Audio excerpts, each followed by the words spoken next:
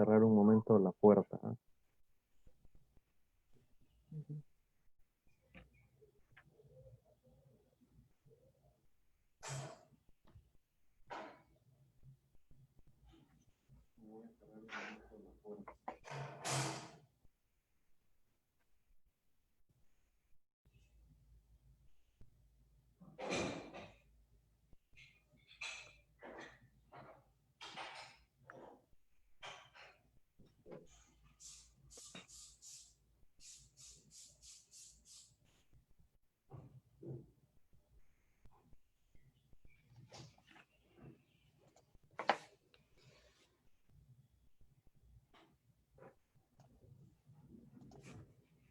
Bueno, ya estoy.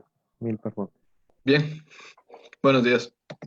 Hola, ¿Qué tal? Buen día, Empezamos. Guillermo. la doctora Paola. Acá andamos. Aquí andamos un sábado, efectivamente, Así es. con temas filosóficos importantes. Bueno, Dios no tanto, ¿no? Just filosófico. La precisión. Así es. Bueno, comenzamos cuando ustedes digan, ¿no? Sí, por supuesto. Esperamos unos 2 minutos, ¿le parece? Para que sean 11:05. Ya, perfecto. Estoy leyendo lo de qué es el hermetismo, El hermetismo. ¿sí? Que de ahí viene la frase Sic Mundus, así se ha hecho el mundo que está ahora de moda, Sigmundus Creatus en Est. Dark, y Sí. lo que es el hermetismo, Apocalipsis. ¿no? No he visto Dark. Ya saldrá el te lo resumo así nomás. Ya ahí te lo resumo así nomás de las 3 temporadas. Oye, Paola, ¿tú cómo has entrado a tu oficina?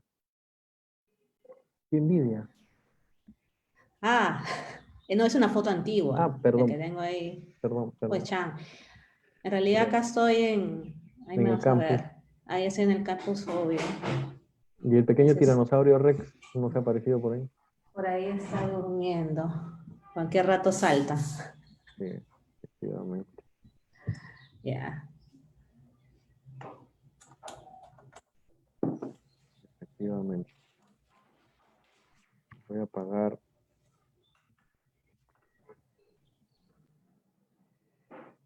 el celular.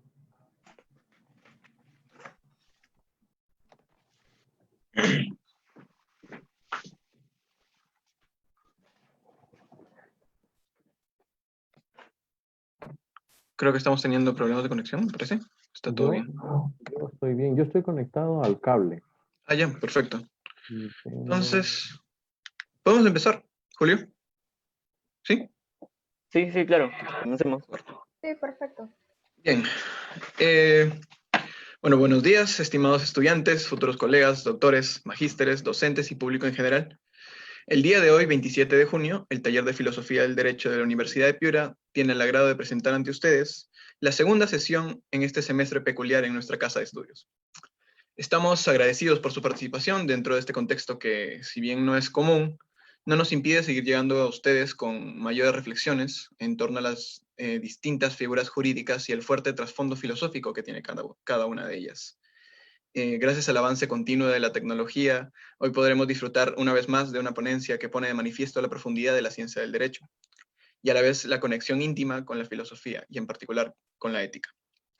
Por lo que tenemos el placer de presentar un tema de gran interés tanto a lo largo de la historia como en los tiempos presentes, fundamental en la comprensión total del derecho y de la función pública, que implica a veces más allá de lo que podemos a simple vista observar. Doy pase a mi compañera Cintia Vilela para que presente tanto el tema como al ponente que hoy nos acompaña. Buenos días. Efectivamente, la ética y el derecho son saberes que se encuentran íntimamente relacionados, puesto que además de tener el mismo objeto de estudio, esto es, el comportamiento humano, uno es el presupuesto para la buena aplicación del otro. En efecto, la ética, al estudiar el comportamiento humano en cuanto a su corrección, informa a la ciencia jurídica de aquellas actitudes que el ordenamiento jurídico debe regular para una mejor convivencia social. En el ejercicio de la función pública, la ética toma un papel primordial.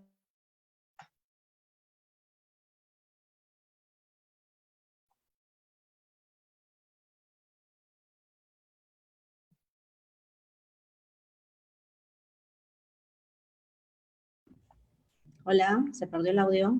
Cintia. Sí, creo que tiene problemas de conexión. Cintia. Mm,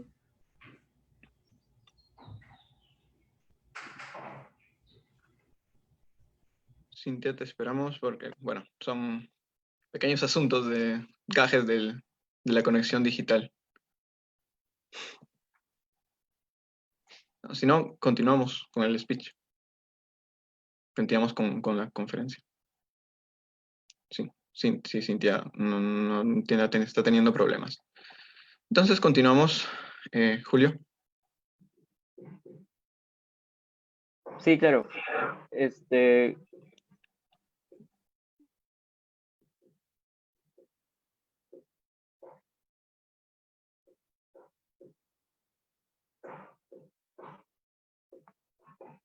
Bueno chicos, buenos días.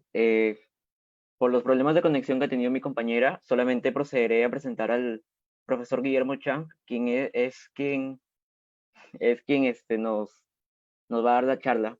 Bueno, el doctor Guillermo Chang es máster en estudios jurídicos avanzados con especialidad en regulación del mercado y derecho de la empresa por la Universidad de Valladolid, en España. Es doctorando por la misma casa de estudios. Asimismo, es profesor ordinario auxiliar de Derecho Administrativo de la Universidad de Piura. Con eso, le cedemos la palabra al profesor Guillermo Chang. Bueno, muchas gracias. Muy, muy buenos días a todos. Gracias por estar aquí. Saco hoy, eh, como la profesora Paola García, el doble pasaporte, ¿no? Porque no solo somos abogados, sino también tenemos el grado de bachiller en filosofía, y es lo que permite también realizar este análisis, ¿no? El tener la distinción entre ambas ciencias nos permite a todos tener claridad en algunas cosas.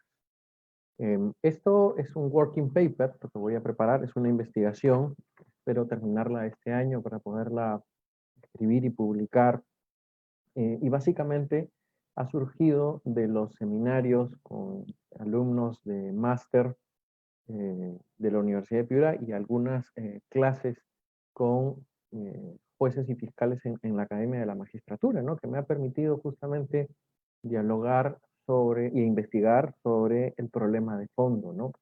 Este seminario se llama Ética y Derecho en todo lo que respecta a los funcionarios públicos, ¿no? Entonces voy a dividir mi ponencia en dos grandes partes. La primera es, vamos a hacer un diagnóstico de la realidad, y lo segundo va a ser una propuesta sobre cómo regular desde el derecho algunas cuestiones éticas para el mejor funcionamiento de la administración pública. Respecto del diagnóstico, en primer lugar, voy a tratar 4 pequeños puntos. En primer lugar, lo que implica la corrupción. En segundo lugar, su causa. En tercer lugar, sus consecuencias. Y en cuarto lugar, la reacción que ha tenido el ordenamiento jurídico a la corrupción. Voy al primer punto, al tema de la corrupción. Sobre corrupción, desde el punto de vista de la filosofía del derecho, se ha escrito mucho. Perdón, desde el punto de vista de la ética, se ha escrito mucho. Y desde el punto de vista del derecho penal también, y del derecho administrativo sancionador, o también llamado en algunos casos derecho disciplinario, se ha escrito mucho. Pero a mí me parece que el mejor diagnóstico lo realiza Santa María Pastor, este profesor de Derecho Administrativo español.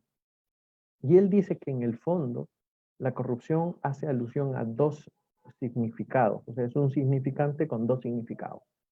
En primer lugar, el mal funcionamiento de la administración pública. Y en segundo lugar, que es lo que comúnmente se llama cohecho o la coima, o la compra del funcionario público para obtener una decisión concreta. Una de las cosas más relevantes a las cuales llega la investigación de Santa María Pastor en su libro sobre corrupción y ética de funcionarios públicos es algo que luego las encuestas han confirmado a lo largo del tiempo, especialmente en el Perú, y es que lo que más afecta a los ciudadanos no es la corrupción en el sentido de coima, sino la corrupción en el sentido de mal funcionamiento de la administración pública. Esto explica, por ejemplo, que en el país, en muchos supuestos, la gente se desinterese de los grandes casos de corrupción que hay en el país, de las grandes investigaciones, y más bien siempre reclame pues, por el mal funcionamiento de la administración pública. Esta pandemia ha destapado pues, cómo hay un déficit de atención en el sistema de salud, y eso es lo que a la larga a la gente más le fastidia, ¿no? Más que los grandes casos de corrupción que los ven lejanos a su realidad concreta. Entonces, esta es primera parte, concepto. Segunda parte, las causas. ¿Cuáles son las causas de que exista esta corrupción? No solo la del mal funcionamiento de la administración pública, sino efectivamente la coima en sí misma, ¿no? El pago de determinadas prebendas para obtener algún beneficio en la administración pública. Santa María Pastor, a quien sigo en este punto, habla directamente al grano y menciona, esto es fruto de la pérdida de valor. En su libro habla esto, bueno, ya a lo mucho habla de algunas cuestiones que yo, más que causas, pienso que son consecuencias, pero se centra todo esto en la pérdida de valores. Pero aquí la cuestión es que, ¿por qué se han perdido los valores? Y es algo a lo que Santa María Pastor no entra, o entra muy someramente.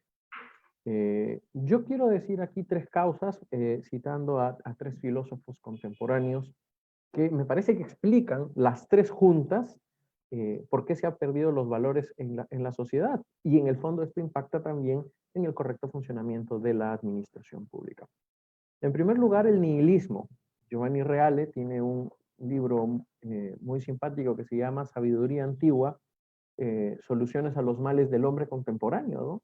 Donde él explica 10 problemas del mundo contemporáneo y cómo su base es el nihilismo. Básicamente el nihilismo se centra en explicar el aforismo 125 de la Gaia Ciencia de Nietzsche y luego la interpretación que Heidegger hace al nihilismo desde el punto de vista existencial. Pues en el fondo el nihilismo lo que nos hace es una pérdida de valor, es una pérdida del horizonte. El 125 de la Gaia Ciencia es muy profundo al mencionar pues la muerte de Dios y las consecuencias metafísicas y morales de la muerte de Dios. O sea, los versos de Nietzsche son fuertísimos, ¿no? ¿Quién nos ha dado la mota para borrar el horizonte? ¿Acaso ya no existe un arriba, un abajo? ¿Acaso solo caemos? ¿Quién ha desatado la tierra del sol? Y luego habla también de las consecuencias morales, ¿no? ¿Acaso el hombre no está a la altura de esta circunstancia? ¿No tenemos que inventar nuevas liturgias para poder lavarnos de las cosas que estamos presenciando ahora? Entonces esa desesperación en la parodia que hace Nietzsche de aquel hombre que va con la lámpara en plena luz del día, en el fondo refleja el mundo contemporáneo, ¿no? O sea, mira, no hay valores, hay un relativismo brutal que en el fondo afecta al ser humano, y esto hace pues que ni siquiera se tenga un concepto claro de las cosas importantes como son la ética, y menos aún de una cosa tan sencilla como es la administración pública. Entonces, mira, la primera causa es, no hay verdad. Entonces, como no hay verdad, cada quien es libre de hacer lo que se le da la regalada gana. Y por eso toda conducta en principio es buena. Como digo, aquí hay un ataque metafísico a la idea del ser supremo y eso genera también el caos moral. Pero no solo basta con eso, esto hay que complementarlo con una segunda idea. Y es que, bueno, puede haber un relativismo, pero podríamos hacer el esfuerzo de pensar y reflexionar sobre si el relativismo es correcto o no es correcto. Pero esto ya no se puede hacer porque somos testigos de aquello que Hannah Arendt llamaba la banalidad del mal. O sea, es el sujeto, y ella lo explica muy bien en el caso de sus crónicas sobre el caso de Eichmann en Jerusalén.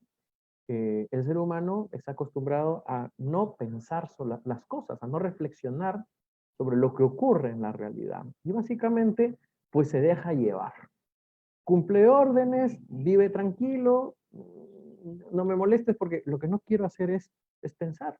Y esto es lo que ella refiere respecto de Eichmann. Yo recomiendo que lean Eichmann en Jerusalén porque no solo tiene implicancias éticas filosóficas, sino también jurídico-penales, ¿no? O sea, al final ella concluye pues que era un tipo que no tenía culpa de haber colaborado con el régimen nazi para hacer más eficiente el exterminio de los judíos, porque era alguien que no se había planteado las cuestiones de fondo. Era un don nadie, era un mindundi, era alguien que no se planteaba las cosas, era alguien que se dejaba arrastrar. Entonces, si tenemos como punto de partida el nihilismo y tenemos como segunda cuestión que existe la banalidad del mal, es que es más complicado romper el nihilismo y ponernos a pensar las cosas. Una tercera causa y última, pienso yo, que se ha notado más con la pandemia, es la cuestión de la vulnerabilidad de McIntyre. McIntyre hace algunos años, a inicios de siglo, escribió un libro donde él menciona que una característica propia del ser humano es que es un ser vulnerable, porque necesita atención. En nosotros el instinto no surge de forma natural con la finalidad de completar aquello que la naturaleza no ha completado, como pasa en los animales. Y cuando la vulnerabilidad tiene problemas, o sea, cuando el ser humano se siente atacado, reacciona de forma irracional. Entonces, esto es lo que vemos ahora en la pandemia, ¿no? Hemos tenido un pequeño ataque a los signos vitales más básicos como es la vida y hemos generado escasez, hemos generado acaparamiento, hemos generado 1000 problemas sociales y esto no solo se nota en el Perú. Entonces, si no tenemos valores, si no pensamos sobre los valores y si encima somos atacados en las cuestiones más fundamentales de la vida, es que es imposible reflexionar de forma ética. Estas tres cuestiones, algunas han sido, González Pérez escribe esto a mediados, no, casi a fines del siglo pasado, pero me parece que ya es una constante y esto explica, por ejemplo, la vida en tercer mundo, ¿no? O sea, donde la educación no es tan fuerte y donde todos los días, pues la gente busca el pan para subsistir, ¿no? Entonces, en sociedades así es imposible que los valores se puedan construir. Teniendo en cuenta esa base teórica, paso al punto tercero, y es cuáles son las consecuencias que ha tenido esta falta de valores en la sociedad. Una primera la menciona González Pérez, aunque él la menciona como causa, yo la veo más como una consecuencia, y es la ausencia del espíritu de servicio público.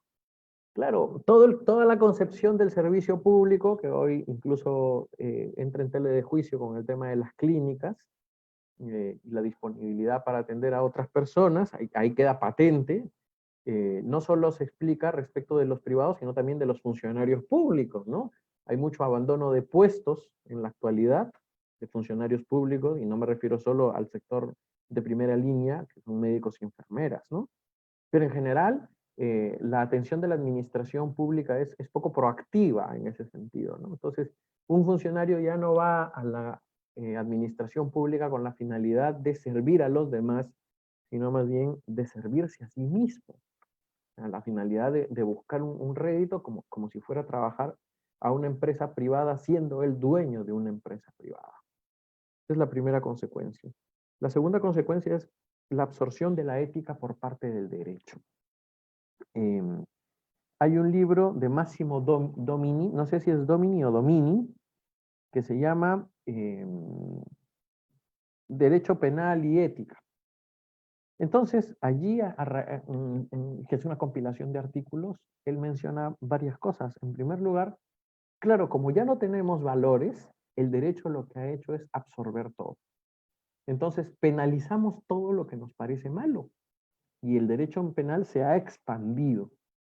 Incluso esto concuerda con lo que menciona Silva Sánchez, que es un prestigioso profesor de Derecho Penal, donde habla de la expansión del derecho penal y las dos velocidades respecto de los delitos de peligro abstracto, ¿no? Pero no solo hay una crisis en el derecho penal respecto de la expansión del derecho penal, sino que de por sí hay una crisis en la actividad legislativa. O sea, ahora queda más patente que el legislador no es racional. Las leyes que se han dictado a raíz de la pandemia y en general todo el Estado de Derecho entra en crisis porque el legislador no es racional, porque no actúa con sentido común, con la mínima prudencia indispensable para poder garantizar el interés general. Entonces hay una crisis en el legislativo, hay una crisis en el ejecutivo y más aún, hay una crisis en el Poder Judicial que debería ser el guardián de la legalidad, o sea, el guardián del Estado de Derecho, que fue lo que creamos justamente para evitar los abusos de poder.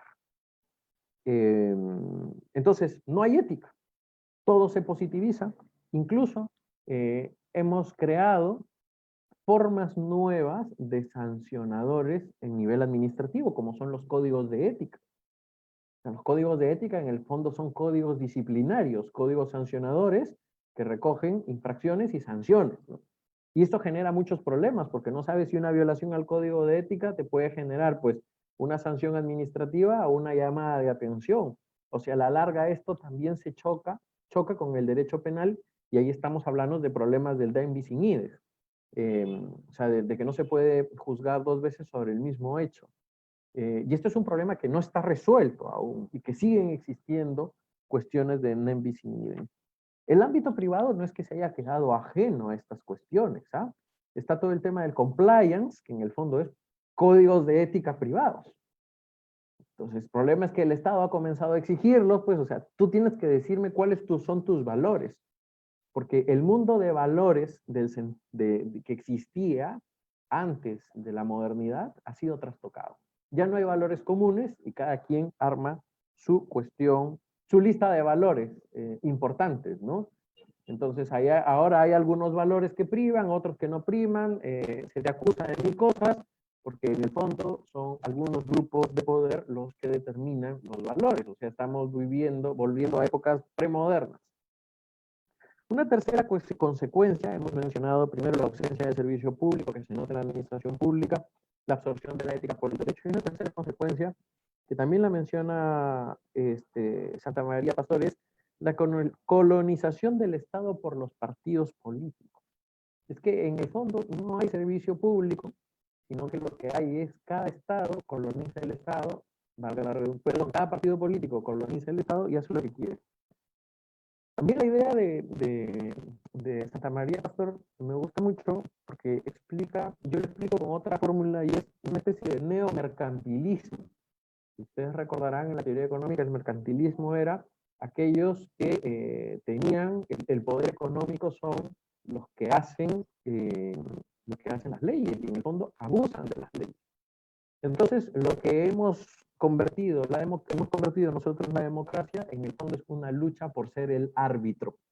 Somos los miembros, por poner ejemplo futbolístico, somos los miembros del equipo de fútbol, de un lado o de otro, los que luchamos por ser el árbitro y que el árbitro juegue para nosotros, desconociendo la naturaleza del árbitro, que es que sea un tercero imparcial. Entonces, en este mercantilismo, en el fondo, lo que responde es a obtener el poder para conseguir determinadas prebendas.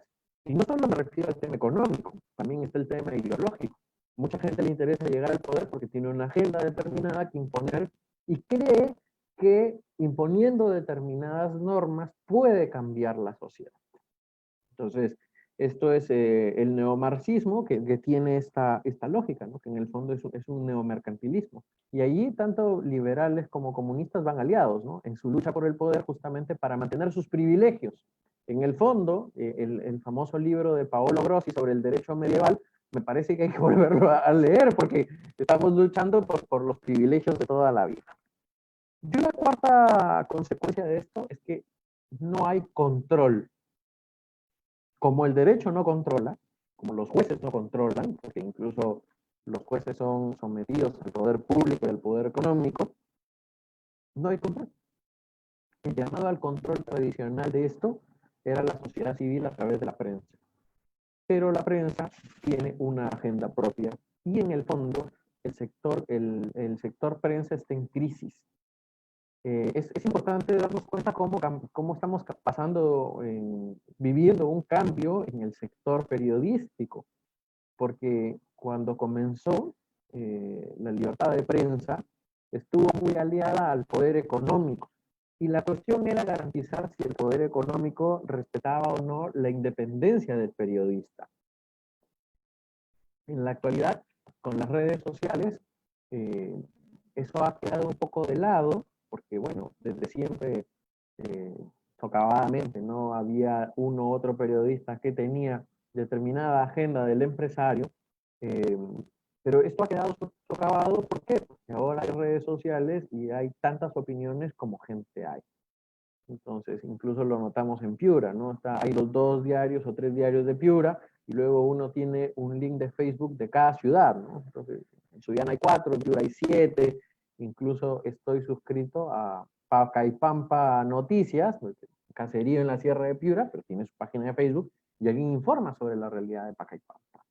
Entonces, esto, en vez de ayudar al control ciudadano, lo que ha hecho más bien es obstaculizar, ¿no? Porque, claro, ya uno no sabe qué leer y ya no hay un criterio para darnos cuenta de qué es la verdad. Yo no sé hacia dónde va a evolucionar el sector prensa.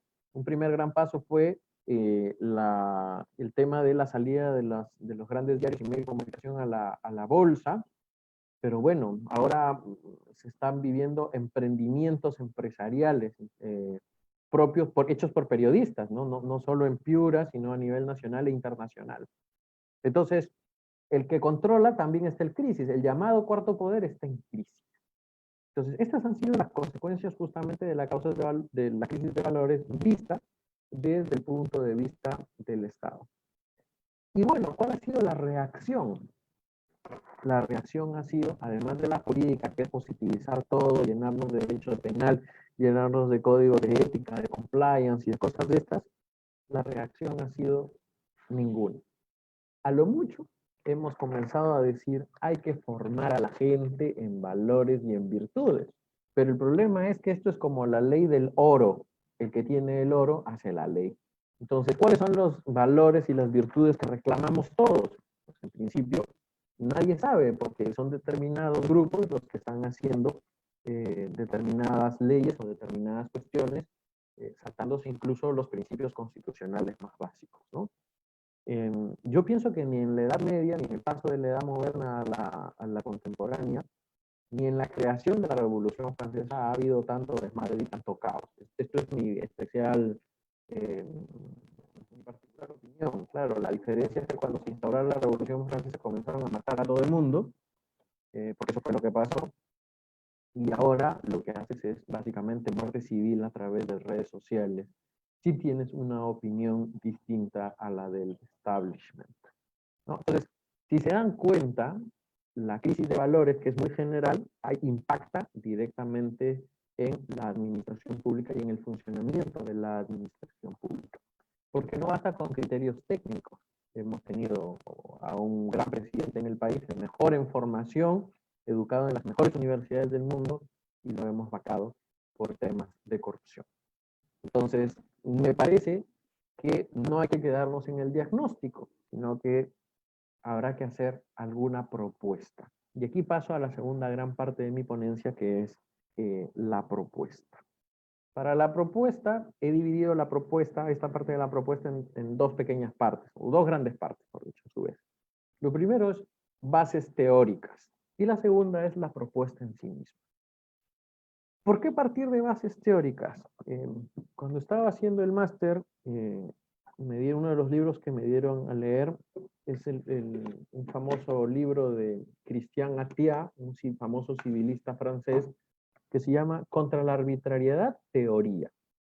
Claro, porque alguno puede decir, teorías, ya estamos hasta la coronilla.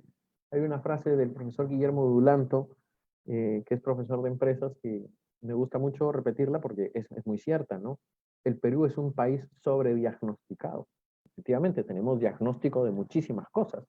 Y en temas de ética y función pública hay muchísimas cosas que se han publicado, movidos por el Poder Judicial. También lo hacen los jueces, hacen seminarios de ética, porque el tema de la corrupción es clarísimo, ¿no? Pero justamente el problema es que todo el mundo habla de la corrupción y no partimos de un concepto de corrupción como es el que yo he partido siguiendo a Santa María Pastor. Entonces, una primera cuestión teórica, vamos a tener en cuenta 3 cuestiones teóricas importantes antes de hablar de la propuesta. Lo primero es la relación entre la ética y el derecho. Siguiendo a Federico de Castro, este gran civilista, mencionaba que la relación entre ética y derecho podría ser en base a 3 modelos. El modelo clásico aristotélico tomista, que habla de la conexión entre la ética y el derecho. Porque recuerden que los clásicos distinguen entre el objeto formal y el objeto material de una ciencia. El objeto material se refiere a aquello que se estudia, mientras que el objeto formal es desde el punto de vista que se estudia.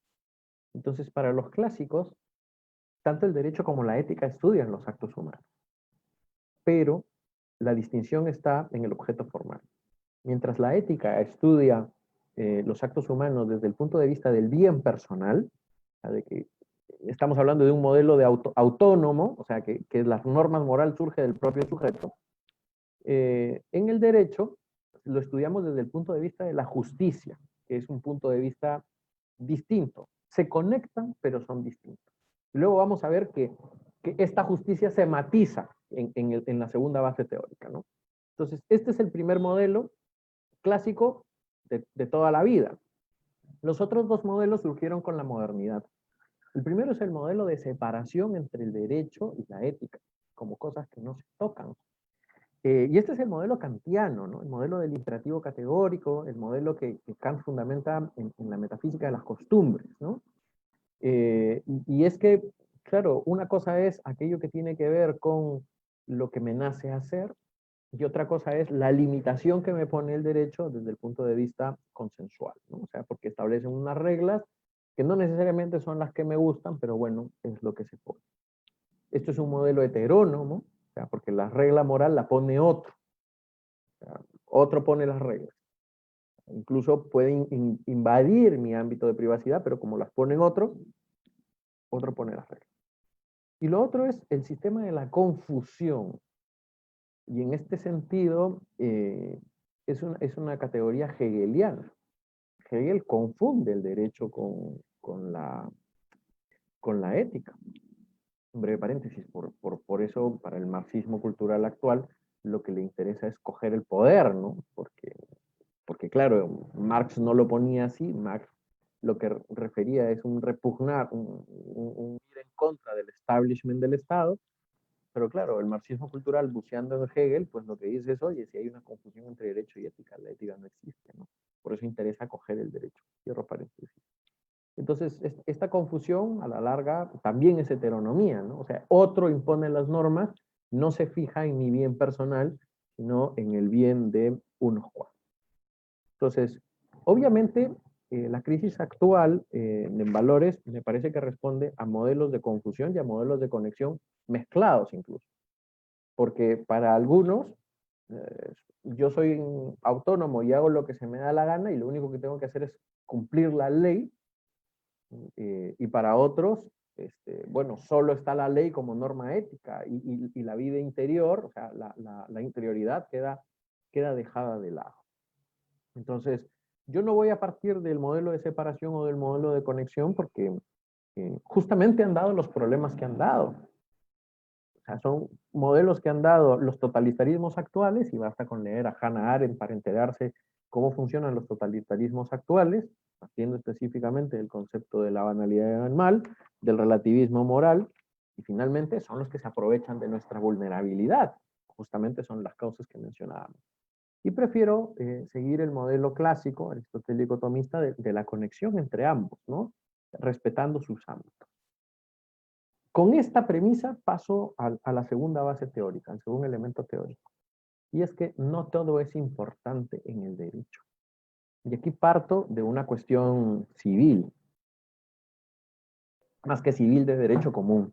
Y es el concepto de hecho jurídico y acto jurídico. Es que no todo es relevante para el derecho. Podrá ser un injusto, incluso un injusto jurídico, pero no todo es relevante para el derecho. Un hecho jurídico, la lluvia no es un hecho jurídico. Perdón, puede ser o como no puede ser, ¿no? O sea, si causa estragos jurídicos, o sea, si causa problemas que son relevantes, sí puede ser un hecho jurídico. Igual pasa con los actos humanos. No todo acto humano es jurídico. Respirar, en principio, no tiene relevancia jurídica. Pero ahora si respiramos sin mascarillas, nos compete una sanción importante. Estamos hablando de un acto. Ni siquiera voluntario, involuntario, genera una reacción por parte del ordenamiento jurídico. Entonces aquí hay que tener en cuenta la relevancia. Incluso el derecho en sí mismo establece unos límites y la ejecución del derecho, o sea, la solicitud de protección del derecho limita más, porque es un principio del derecho procesal en todos sus ámbitos, el garantizar la legitimidad para obrar y el interés para obrar. Pueda que sea o sea, el derecho de acción solo se ejerce cuando yo tengo algún medio probatorio concreto, ¿no? O sea, eso hace pues que la reacción del derecho no sea sobre todos los casos, sino sobre los más importantes. Claro, en la actual confusión entre ética y derecho, se persigue en derecho penal una coima de 10 millones de dólares como una coima de 150. Entonces, ¿vale la pena mover el aparato estatal por todo eso? Y no solo pongo el ejemplo en sede judicial, en sede administrativa, alguna vez he visto un caso como comisionado del Indecopi diciendo, ¿vale la pena armar todo un procedimiento administrativo sancionador por 10 céntimos? ¿No hay aquí un abuso del derecho? ¿No hay aquí un ensañamiento? ¿No estamos convirtiendo el derecho en venganza? Justamente el derecho se inventó con la finalidad de evitar la ley del talión, ¿no? Y una respuesta proporcionada y racional. Y griega, racional. Entonces, hoy hay que tener en cuenta que no todo es importante para el derecho restringe cosas, y eso es algo que se tiene que aprovechar. Y una tercera cuestión es repensar el jus puniendi del Estado. O sea, tanto la teoría clásica, y esto está en la Suma Teológica de Santo Tomás de Aquino, como la teoría moderna del Estado, hablan de que el Estado es el titular del jus puniendi del Estado. Los primeros hablan que es un tema de naturaleza, pues que alguien use la fuerza para garantizar el orden. Los segundos dicen que le hemos cedido ese derecho de venganza al Estado para que el Estado ponga orden. Independientemente de la fuerza, el Estado tiene el derecho a sacar la correa, pues al derecho a castigarlos, ¿no? Y eso es a lo que hay que volver. Obviamente, se podrán establecer cosas respecto de la base del diagnóstico que hice hace un momento para el tema de los delitos en general, ¿no? Pero yo me voy a centrar en un aspecto, es la administración pública. Por la corrupción, volvamos al tema de la administración pública. Y este es justamente, al momento de entender correctamente el jus puniendi, lo primero que hay que decir, como subprincipio de entender bien el jus puniendi es, uno, saber bien qué es la administración pública. Porque no sabemos qué es la administración pública. Entonces, delimitar correctamente la administración pública es importantísimo. Y eso porque esto es importante porque nos ayuda a precisar cuál es el bien jurídico protegido. Hay un autor colombiano que es Jorge Iván Rincón, amigo mío, de la Universidad del Externado, que tiene algunas líneas sobre eso. Yo lo sigo en ese aspecto. Incluso cuando escriba esto, yo quisiera añadir algo más. Y es que él dice que para él el bien jurídico protegido, normalmente se dice que el bien jurídico protegido es el correcto funcionamiento de la administración pública, pero eso es muy gaseoso. También se habla de delitos de peligro abstracto en temas de corrupción, pero eso todavía sigue siendo gaseoso. A mí me parece que, como él bien dice, lo que hay aquí es un incumplimiento de deberes jurídicos, porque un funcionario lo que tiene son deberes establecidos en el principio de legalidad. Entonces, en el fondo, el bien jurídico que protegemos cuando tipificamos o hacemos política criminal sobre delitos contra la administración pública es la legalidad. No su correcto funcionamiento, es la legalidad, porque el funcionario está sometido a la ley y si la ley es mala, está cumpliendo con su deber. Y la responsabilidad no es del funcionario, sino que tiene que ir a quien tiene el verdadero poder, que es el poder legislativo. Ayer, hace unos días, en una entrevista me preguntaba un periodista sobre el posible mala conexión entre los reguladores y la sociedad, ¿no? Porque dice, claro, Indecopi no me soluciona el problema de la educación, de los colegios privados, su salud, no está regulando el tema de las clínicas. Y me dice, ¿cuál es el problema? ¿Por qué no hacen nada? Y yo le dije, porque hay algo que se llama en el Estado de Derecho principio de legalidad, y si la ley no te da herramientas, pues no puedes hacer nada. No puedes reaccionar contra una injusticia violando el principio de legalidad. Y el problema no es de las administraciones públicas, y por lo menos en el caso de Indecopi y de su salud, no dudo de la capacidad profesional de sus funcionarios públicos. El problema es que tenemos una ley mal hecha. Y una ley que está pensada incluso para momentos ordinarios y no para regímenes extraordinarios. Yo he mandado a comprar, pero todavía no me llega, el libro de José Agustín de la Puente Candamo, que en paz descanse, sobre el Estado en la guerra con Chile, que en el fondo es un pequeño tratado sobre cómo funcionó la administración pública en un estado de emergencia. Pues, ni siquiera en la guerra con Ecuador última tuvimos un momento en el cual solo se quedó la administración pública como único poder del Estado, ¿no? Porque aquí el Poder Judicial se suspendió, Poder Legislativo también está un poco veremos, y se quedó solo la administración pública, que es básicamente la gran columna vertebral del Estado, ¿no? Por eso es muy importante su regulación y el estudio del derecho administrativo, ¿no? Entonces, entender qué es la administración pública, entender cuál es el bien jurídico protegido de la administración pública, que es el principio de legalidad, es el sometimiento del funcionario a la ley. Yo sé que alguno aquí puede decir, ya, pero hay obediencia debida, está el tema de la vinculación a la Constitución, pero justamente lo que hemos armado es todo esto para que el funcionario actúe conforme a las leyes, no que haga su criterio, porque si no estaríamos propiciando volver a etapas preestatales, premodernas, donde el funcionario era el legibus solutus, el rey era el legibus solutus, ¿no? Entonces, teniendo en cuenta esas tres bases, distinción de la ética del derecho, y aquí incluso, perdonen que vuelva a este punto, me he olvidado de algo, y es, también hay que distinguir una cuestión adicional que es la gestión pública, los errores de gestión, y a eso también hace hincapié Jorge Iván Rincón, cuyo libro aquí lo tengo, porque justo lo cogí anoche para poder precisar alguna idea, ¿no? Entonces, claro, derecho, ética, gestión pública, administración, como ya sabemos, la ética es la ciencia supletoria a toda ciencia humana, ¿no? Entonces, pero hay que distinguir también los objetos formales de la gestión pública, ¿no? Donde también hay posibles incumplimientos. Entonces, ¿cuál es la propuesta? Pasando ya en concreto a la propuesta, y ya teniendo más de media hora hablando.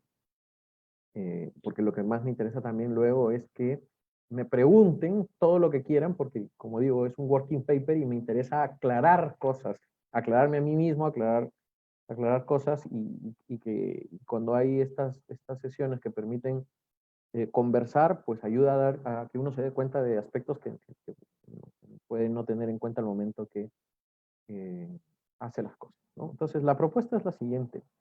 En primer lugar, lo que hay que hacer es política criminal.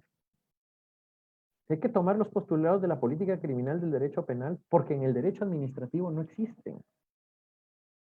Y llevamos más de 200 años, el derecho administrativo es una ciencia relativamente nueva, ¿no? Llevamos casi 200 años, un poco más de 200 años, desde la Revolución Francesa, incluso desde Napoleón, que comenzó a un poco aclarar qué es la administración pública, y todo el tema sancionador, ya sea ad intra de la administración pública con el tema de los funcionarios públicos, o ad extra de la administración pública en las relaciones con los administrados, nunca lo hemos pensado desde el punto de vista de la política criminal, ¿no? O sea, normalmente se tipifica directamente, pero no tenemos en cuenta los principios de la política criminal, que a mí sí me parece que son importantes. ¿Por qué? Porque la administración pública usa el mismo jus puniendi del Estado. Sobre el ejercicio del jus puniendi del Estado hay dos posturas grandes. El profesor Alejandro Chinguel ha hecho su tesis de licenciatura sobre esto, Ahí él distingue más posturas, que justamente crea una categoría para la postura del profesor Alejandro Nieto, un profesor español importante en el derecho administrativo sancionador, pero básicamente son dos. Aquellas que dicen que la administración pública y el poder judicial y el derecho penal comparten el mismo ius puniendi, igualito, el mismo poder, y algunas que dicen que son dos cosas totalmente distintas, ¿no? Claro, la segunda postura es la que sostiene el profesor García Cabero, en parte Silva Sánchez y en parte el profesor Chinguel, aunque me ha dicho que está planteando rectificar algunas cosas, y dice que básicamente el derecho penal tiene sus características propias, tiene principios propios y que sus bienes jurídicos protegidos son distintos. Porque el bien que protege el derecho penal, y eso incluso en el manual de Sánchez Hostiz, que lo he revisado ayer, se menciona que, claro, el derecho penal existe para conservar la supervivencia de la sociedad. Pero claro, parte de la supervivencia de la sociedad es cuidar a la administración pública, que es, como digo, la columna vertebral del Estado, que es el que administra, sin tener el monopolio, el interés general. Y por otro lado, el profesor García Cabero menciona que la distinción entre derecho penal y derecho administrativo sancionador es que el derecho penal ataca el noumeno de la persona, en cambio el derecho administrativo sancionador el fenómeno. Yo eso no lo he terminado de entender, algo de Kant sé, pero bueno, en su postura, siguiendo la teoría alemana, donde el derecho administrativo sancionador es menor, porque no es lo mismo nuestro sistema jurídico, que es de droit administratif, en la teoría de separación de poderes, que el Rechtsstaat alemán. Son dos modos de Estado de Derecho distintos. Entonces allá el derecho administrativo y el derecho constitucional funcionan como una sola cosa, como el derecho público. Y aparte está el derecho penal. Entonces, claro, el derecho penal es una cosa, tiene una tradición más arraigada, y por otro lado está el derecho administrativo. Pero yo parto de que el jus puniendi lo tiene el Estado como tal, y el Estado ha decidido dividirlo. Normalmente en la teoría alemana lo tiene el derecho penal, pero en estados como el nuestro, pues lo comparte con la administración pública. Que en el caso de el derecho administrativo sancionador disciplinario, es parte de la autotutela de la administración pública. O sea, la administración pública puede sancionar porque tiene esos principios de autotutela. Entonces, parto de los tres principios de política criminal, como digo, para todo. Para la sanción ética, para la sanción de gestión, para la sanción administrativa y para la sanción penal. Breve recuerdo de los tres principios, ¿no? El principio de la dignidad de la persona, el principio de la seguridad, porque tengo que proteger a todo el Estado, y luego la base nuclear, que es el principio de legalidad. Nullum crimen, nullum pena sine lege, es lo que estamos acostumbrados a decir. Entonces, ¿cuál es mi propuesta? Mi propuesta, teniendo en cuenta las bases teóricas que he mencionado, es que la relación se tiene que dar como en un edificio de 4 pisos.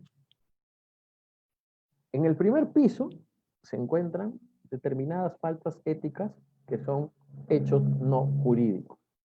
O sea, el mal carácter de un funcionario sí genera problemas dentro de la administración pública, pero no para que sea investigado por un delito. Claro, yo sé que esto de aquí, luego explicaré cómo hilar fino en la tipificación de cada nivel, ¿no? Pero claro, en primer lugar están las faltas éticas que, bueno, sí, la gente es como es. No somos ángeles, no somos perfectos, ¿no? Porque a veces se le pide al funcionario público un nivel y una categoría humana que no tiene el ciudadano, porque el funcionario público es tan ciudadano como el que está fuera de la administración pública y tiene el mismo nivel de educación, porque en el fondo somos la misma sociedad. O sea, no se le puede exigir al policía, al juez, al funcionario público, al alcalde de Piura, el martirio, ¿no? No se le puede exigir eso. Obviamente hay que recordar que el hecho de ser magistrado implica el deber de comportarse mejor, ¿verdad? Porque de ahí viene el término magistrado. Magis esto, el que está encima, justamente, dentro de, en De Officiis de Cicerón, se dice que se le ha puesto encima no solo para que administre la cosa pública, sino también para dar ejemplo. Es el primer llamado a dar ejemplo. Hace unos días nuestro presidente, tomó juramento a alguien y estaba en jean y camisa. Claro, hubo un escándalo, ¿no? Y la gente dice, no, pero no es sanción penal. Oye, pero ese señor es el primer magistrado del país. Ese señor nos representa a todos. Y por algo hay un protocolo para esta ceremonia.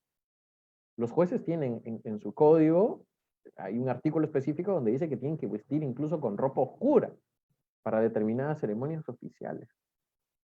Entonces, ¿por qué? Porque la ética impacta en todos los niveles. Entonces, en primer lugar está aquellas cosas que no son inocuos en general para el sistema. Que eso es lo que normalmente no se regula de forma positiva, sino que se regula de forma negativa. Porque por principio de legalidad regulas todo lo que viene a continuación, el segundo, el tercero, el cuarto piso.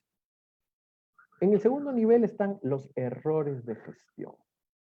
Sí, hay errores en la gestión de la administración pública, errores en los documentos, errores incluso en los gastos públicos, que no generan un perjuicio fuertísimo a la administración pública y que tienen que quedar a lo mucho en una llamada de atención verbal o a lo mucho en una amonestación. Y aquí en este nivel, en este segundo piso, es importante tirar de las cuestiones del gobierno de personas. De la motivación, del trabajo en equipo y de los incentivos para poder hacerlo. Entonces, en los errores de gestión, más que establecer culpas, lo que hay que establecer es incentivos, incluso en la parte de la ética, ¿no? Oye, te nombramos empleado del mes, oye, al más puntual, al más amiguero. Entonces, todas estas cosas ayudan a facilitar el ambiente de trabajo, ¿no? Y esto es lo más importante, justo, porque si resuelves el primer piso, que los últimos pisos no necesitas siquiera subir. Entonces, en estos dos niveles, en la ética, en errores de gestión, hay que tirar de recursos humanos, de políticas de recursos humanos, de políticas de gobierno de personas, de generar mejores ambientes laborales, porque el funcionario es tan ser humano y tan ciudadano como cada uno de nosotros. El tercer piso está reservado al derecho administrativo sancionador. O sea, es la administración pública la que se autoprotege, se autotutela respecto de las faltas que ya son más graves y que ya afectan a la administración pública. Y en último piso se encuentra el derecho penal, porque ahí rige el principio de subsidiariedad. O sea, son las cosas más graves, más graves. Aquello que efectivamente afecta el subsistir de la comunidad, de la sociedad. ¿Cuál es el criterio para determinar cada uno de los pisos? Y aquí voy a algo que puede parecer obvio, pero en las cosas que he leído para mí no han sido tan obvias, ¿no? Y es el concepto de competencia. A mí me gusta muchísimo la definición de Santa María Pastor, que ha sido muchas veces citado, y ya se ve que soy fan de Santa María Pastor, todavía vive, lo logré conocer, porque es muy plástico al momento de decir los conceptos. Obviamente, él pule conceptos, pero luego a continuación siempre da una cuestión plástica. Entonces, él dice sobre la competencia, habla de que es la distribución del poder público en determinadas categorías, y comienza a mencionar cada una de las categorías. Y luego pone, o sea, es un pedacito de poder. Todo el derecho público se ha hecho para evitar que la gente abuse del poder. Justamente por eso surgió el Estado. Entonces, el problema de la corrupción en el sentido del mal funcionamiento de la administración pública es que se abusa o no se usa ese pedacito de poder. Y la competencia, como bien sabemos, se puede distribuir de distintas formas, ¿no? Por jerarquía, por cuantía, por territorio. Entonces, a mí me parece que determinadas cosas por jerarquía y por cuantía deberían llegar al derecho administrativo sancionador e incluso al derecho penal. O sea, el derecho penal no tiene que perseguir a todos los funcionarios públicos del país, tiene que perseguir a los más importantes. Entonces, el primero es el concepto de competencia como criterio, con todas sus bemoles, ¿no? cuantía, territorio, jerarquía, con todo eso, pues hay que ver, el derecho penal tiene que ir a los funcionarios públicos más altos y el derecho administrativo sancionador a los funcionarios más bajos. Es que no es lo mismo el abuso de autoridad o la corrupción de un juez que de un notificador. No es lo mismo. ¿Impactan ambos en la administración de justicia? Sí, pero no es lo mismo comprar una sentencia que decir retárdame la notificación. En ambos hay un mal funcionamiento de la administración pública, pero uno es más perjudicial que el otro. Y un segundo criterio a tener en cuenta también respecto del derecho penal y el derecho administrativo sancionador es el tema de la discrecionalidad. La discrecionalidad es una forma de concretizar la competencia mediante la cual el funcionario público tiene el poder de decidir, no me gusta decir libertad, tiene el poder de decidir el ámbito de actuación de la administración pública. Obviamente, esto es espectral, se da un margen de decisión. Mira, entre esto y esto puedes hacer, pero no puedes salir de eso. Y claro, si se logra demostrar corrupción y mal funcionamiento de la administración pública en esos ámbitos, eso necesariamente tiene que ir, obviamente matizado con la jerarquía, con la cuantía, al derecho penal. No es lo mismo perseguir la corrupción por compras de papel, donde el monto del pago de la coima son 1.000 o 2.000 soles, que puede pasar en determinados municipios, donde básicamente las bases son selladas, ¿no? O sea, estás comprando un commodity y la única discrecionalidad que hay es le doy a este o le doy a este, ¿no? Entonces, mira, eso requiere una cuestión no tan fuerte, en cambio, no es lo mismo hacer, por ejemplo, una concesión, una obra por impuestos o una APP, donde la discrecionalidad es muchísimo mayor. Eso teniendo en cuenta el funcionamiento de la administración pública.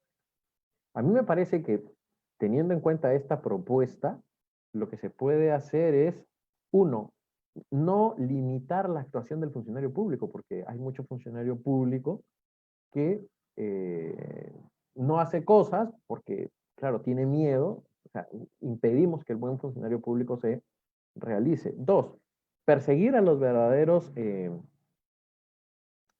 peces gordos, ¿no? Interesa que los fiscales estén donde tienen que estar, ¿no? No persiguiendo cada denuncia minúscula, ¿no? Y queda una última cuestión por zanjar, y es, ¿qué pasa con el juicio político? Que a la larga también es un juicio ético. El juicio político se da a nivel constitucional y bueno, lo hemos vivido recientemente. La vacancia del presidente anterior. A mí me parece que el juicio político es justamente político.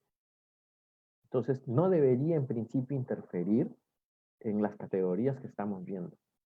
Porque claro, la investigación no se hace con el rigor y básicamente depende de la votación más que de otra cosa. La decisión es política, ¿no? O sea, si logramos tener los votos necesarios, pues sales, ¿no? Obviamente el derecho ha previsto, esto es una especie de la figura es más cercana a la revocación que a otra cosa, ¿no?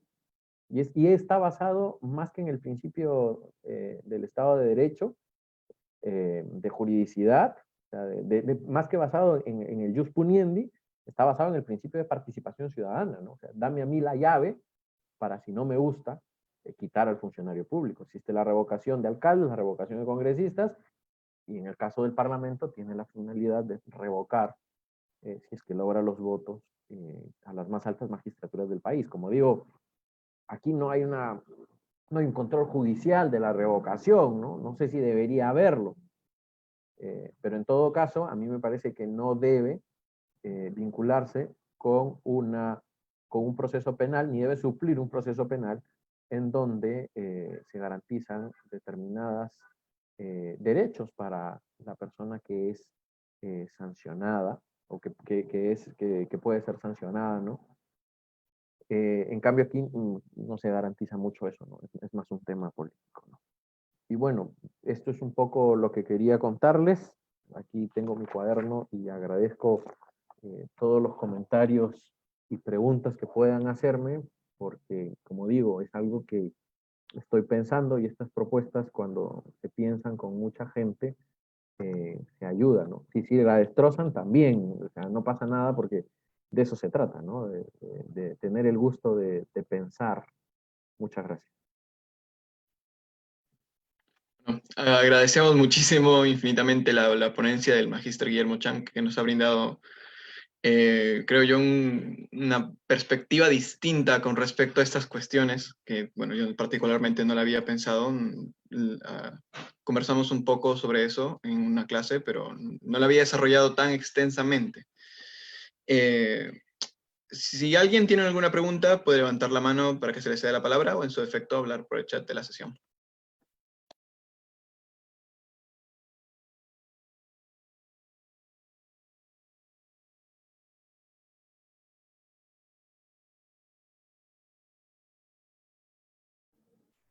Gracias, Sí, doctor Ronald. Ronald. Yo apuntaré, ¿eh?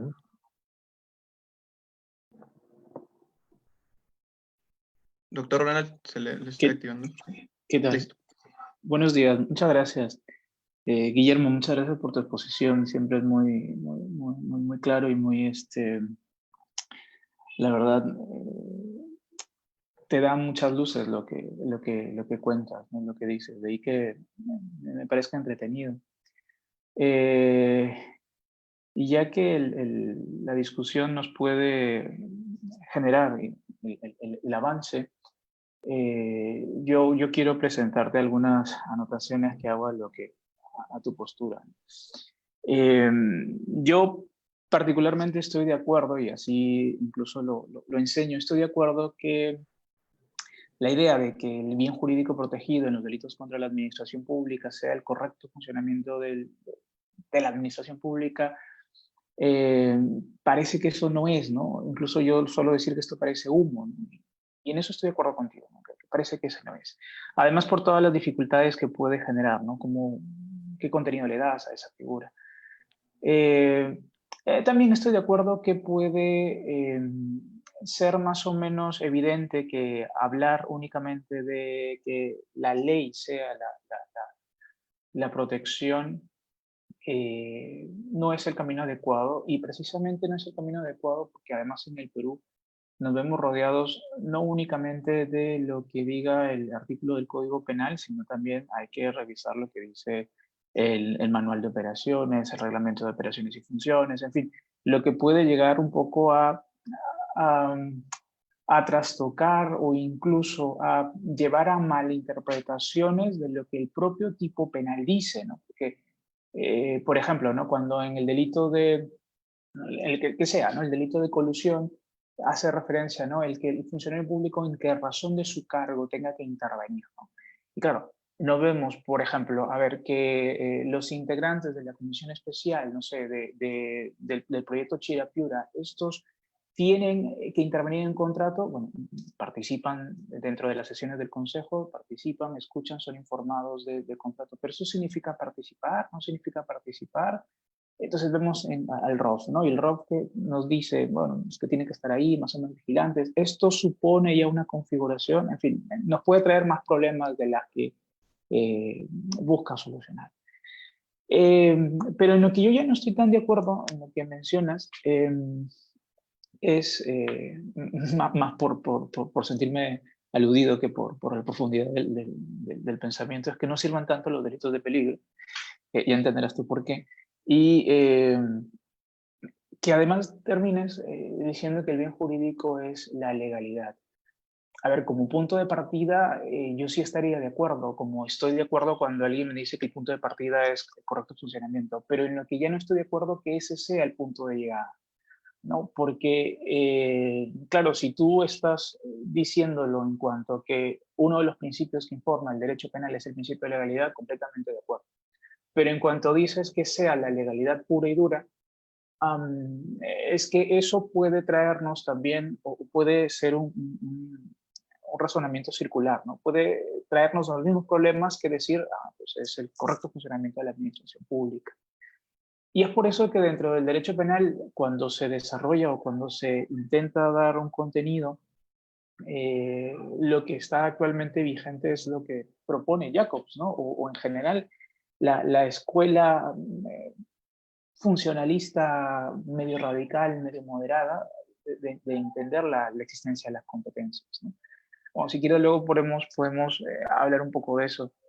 Y luego una de las propuestas que tú haces es hacer política criminal, dices, ¿no? Y claro, y aquí ya viene uno de los temas mucho más grandes en cuanto a la discusión, porque ¿qué es hacer política criminal? ¿Sobre la base de qué? ¿Teniendo en cuenta qué? ¿No? Porque aquí está el detalle.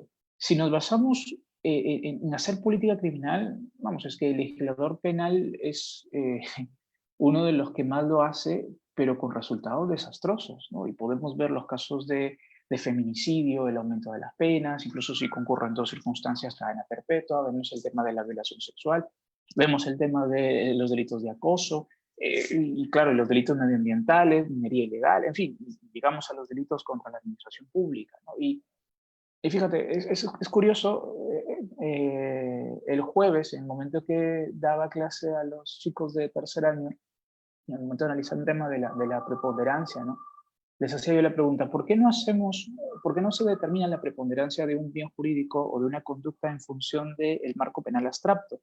Porque en el Perú esto no sirve, porque en el Perú el legislador no es racional, ¿no? Lo decías tú, ¿no? No es racional en el momento de crear un tipo penal, ¿no? Y tenemos casos extraños en donde pegarle a un animal está mucho más sancionado que pegarle a una persona, ¿no? Entonces, ahí en tu propuesta yo creo que haría falta hacer la precisión, ¿no? Hacer la precisión en cuanto a qué entiendes tú por la política criminal, y cuando me refiero a qué entiendes tú, hacia dónde tiene que dirigirse y con qué contenido.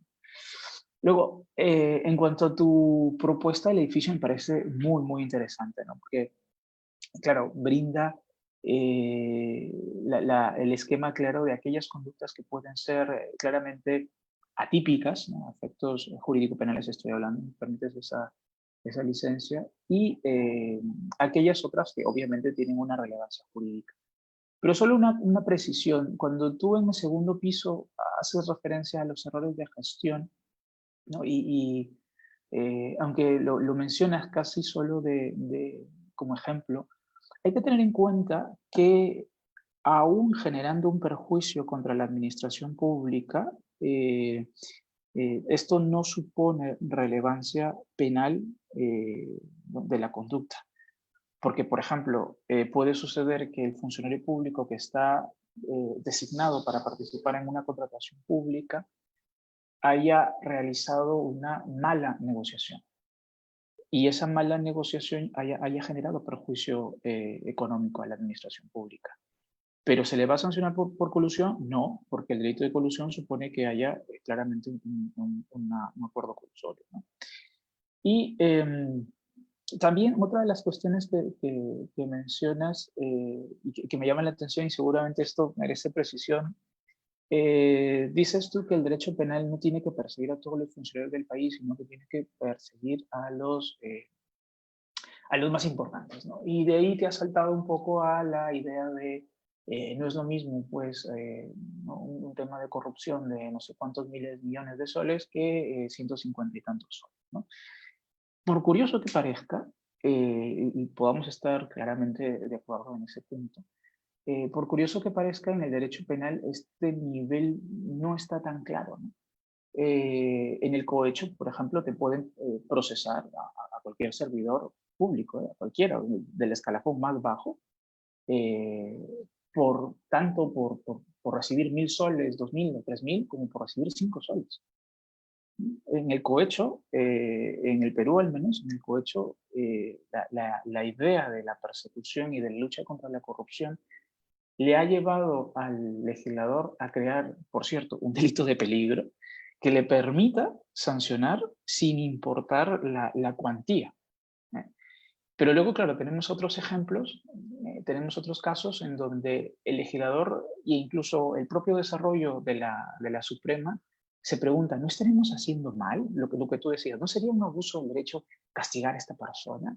Curioso, ¿eh? Porque pasa en un delito que tú dirías, oye, a mí me resulta tanto o más grave que el cohecho, y me estoy refiriendo al delito de peculado, ¿no? Este supuesto de apropiarte, ¿no?, de los bienes que administra, custodia, percibe un funcionario público, ¿no?, los efectos o caudales. Y esto termina pues la discusión o la presentación del llamado principio de insignificancia que tantos problemas trae en la doctrina, ¿no? Y la Corte Suprema lo advierte, pero no da una solución concreta, ¿no? Y para volver al tema de los peces gordos,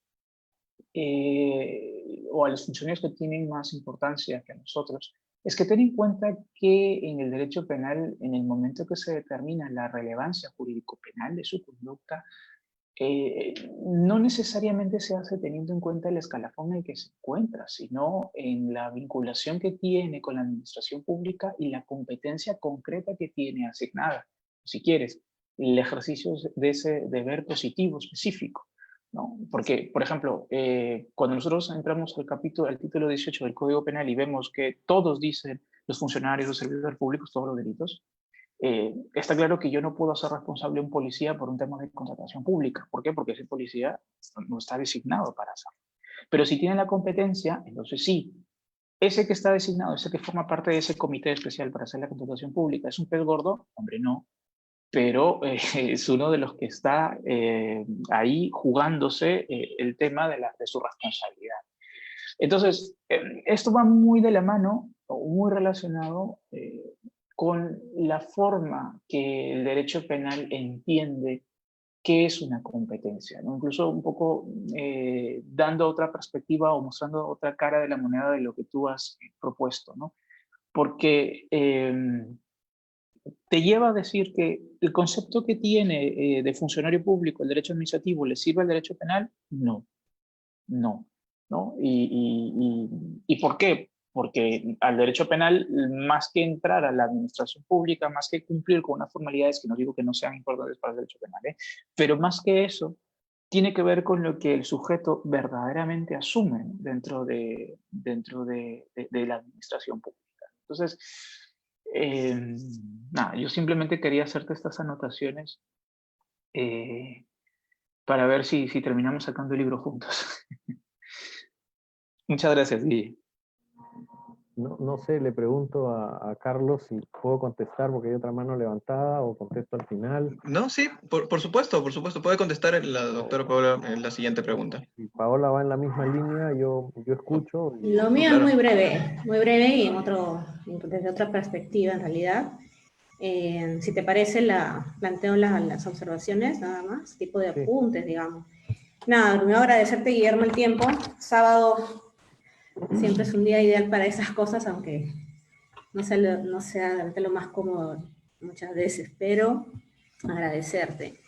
Mira, nada, respecto del tema, que de hecho suscita mucho interés desde distintos ámbitos del derecho, y nosotros como desde la perspectiva de fundamentos, anotabas bien desde la, digamos, dimensión más teórica o del aspecto más teórico, las bases sobre las cuales vas a construir un poco tu modelo.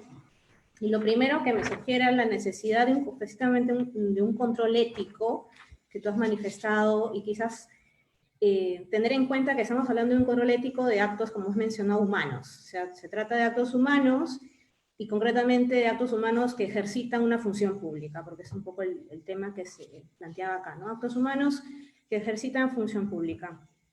Y desde ese punto de vista, el desarrollo teórico me parece que debería limitar, ¿no?, ese aspecto, ¿no? ¿Qué tipo qué dimensión ética de ese acto humano concreto es la que consideras relevante, regular, en el caso de un modelo de, no sé, de código ético, de faltas administrativas o delitos? Porque ahí veo como, al menos de lo que poco que pude escuchar, falta hilar, me parece ahí, ¿no? Un poco, de repente tienes todas las ideas, obviamente en una sesión queda corto, pero eso podría enriquecer un poco y al desarrollo de tu artículo, ¿no? Justificar esta idea de un control ético y delimitar esto, ¿no? De qué tipo de actos y con qué dimensión ética del acto de ejercicio de función pública es relevante regular. Y eso justifica la elección de los criterios o principios que luego has mencionado bien, el primer nivel hechos que no son jurídicos, el tipo de errores que son relevantes, regular. Esa es la primera observación que yo haría, ¿no? Desde un poco del punto de vista de la ética filosófica. Y luego, el modelo ético, tú hacías un poco, nos recordabas los modelos que definitivamente han influenciado más o menos unos que otros en la regulación, ¿no? Yo lo que explotaría es esto, ¿no? El modelo ético, sí hay que apostar por o menos claramente qué modelo ético es el que me permitiría tener una técnica legislativa o regulativa en sentido general para ese tipo de errores o faltas, como mencionas, ¿no? O sea, me queda todavía un poco esa cuestión, esa duda de qué modelo ético tendría que seguirse, porque es muy difícil. Obviamente, cada quien tira un poco de agua para su molino, pero claro, la legalidad funciona hasta cierto punto. De hecho, tú mismo has mencionado, ¿no? No es lo mismo un hecho de comprar papel, no sé, equivocarse en la compra del papel que equivocarse o dilatarla haciendo una sentencia. No podemos regular todo efectivamente. Y creo que sí veo la dificultad práctica en ese sentido, ¿no? De una regulación de actos o de actos que en el caso nuestro del derecho, en el que la dimensión práctica siempre va a estar, ¿no? Entonces, sí, al menos reflexionar sobre esto, ¿no? No tengo ninguna propuesta personal, pero sí que el modelo ético nos juega en contra al momento de regular, ¿no? Y al menos reflexionar sobre este aspecto sí me parece enriquecedor, ¿no? Para nosotros. Nada más.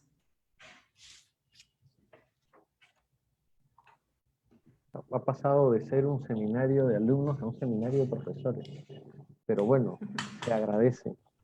Yo también tengo una pregunta, pero un poco más tarde. Varias cuestiones aquí. Gracias primero a los comentarios de los profesores, porque la verdad, efectivamente, uno se va dando cuenta de cosas que no había visto. Entiendo la cuestión del profesor Vilches sobre no delitos de peligro abstracto. Es que dentro del derecho administrativo, la clasificación de la actividad de la administración pública se distingue entre el ejercicio de potestades y la satisfacción directa de necesidades de los administrados, que se le conoce como el servicio público clásico, el servicio público publificado, ¿no? O sea, aquella, por ejemplo, la actividad empresarial del Estado, en régimen de exclusiva o en régimen de concurrencia, ¿no? Entonces, en el primer supuesto, en el primer grupo del ejercicio de poder público, que son las competencias clásicas, puede haber efectivamente, a mí me cuesta entender allí cómo puede haber un delito de peligro abstracto, cosa que no me parece discutible en la directa satisfacción de las necesidades del Estado, ¿no?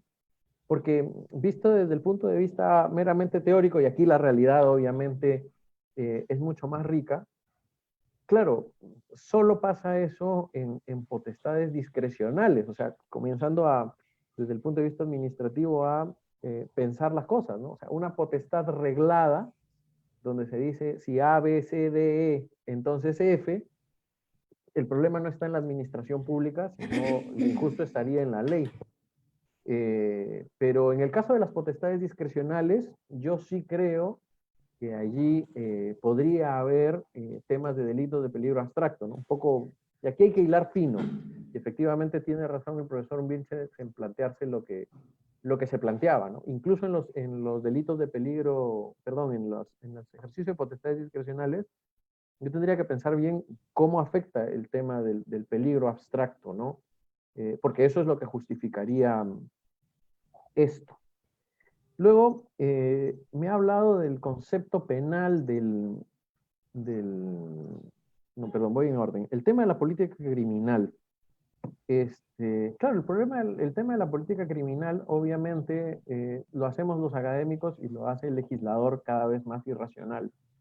Y bueno, nosotros un poco lo que nos toca es denunciar las cuestiones malas o acertadas, o decir bien a lo acertado que hace el legislador, ¿no? no nos queda más que hacer esto, ¿no? O sea, esto es una propuesta con la finalidad de que en algún momento de la vida pueda ser norma. Vamos a ver si se llega a hacer o no se llega a hacer. Pero yo entiendo que la política criminal más me refería a la que hacen los académicos respecto de la que hace el legislador, que es más política que otra cosa, ¿no? Política en el sentido incluso despectivo del término. El tema de la relevancia penal, sí, efectivamente, admito que todavía hay que limar cosas, ¿no? Como digo, este es un working, y incluso aún cuando yo leo los tipos penales, siempre la jurisprudencia va haciendo matices que a veces llaman muchísimo la atención. El Poder Judicial usa un concepto funcional de administración pública, o sea, aquel que es que ejerce poder sin necesariamente estar adscrito a una administración pública. Y aquí recuerdo el famoso caso que el profesor Vilchen lo conoce bien, que es el del bombero, ¿no? Era un miembro del cuerpo de bomberos voluntarios, que técnicamente no son funcionarios públicos, y que técnicamente lo que hacen es servicio público, ¿no? Que usa unas motobombas para llenar la piscina de su casa. Claro, dice, en el fondo esto es función pública y usted entra como funcionario público. Claro, desde el punto de vista administrativo, si el funcionario, si el bombero no es parte de la jerarquía, no es funcionario público. En cambio, sí es funcionario público. Pero aquí también de nuevo hay que hilar fino, porque el régimen de bomberos, hasta qué punto no es ejercicio de poder público, pero sí es ejercicio de servicio público. Entonces debería ser tipificado por otra cuestión, no por el ejercicio de una competencia, sino por un tema de afectación a la sociedad, si quieres verlo, ¿no? Como otra cara.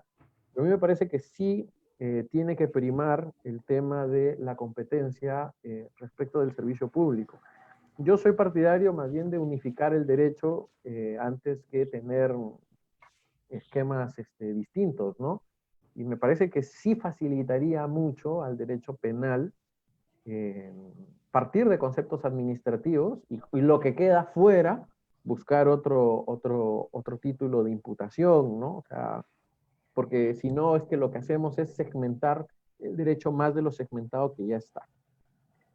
Luego, las preguntas de la profesora Paola,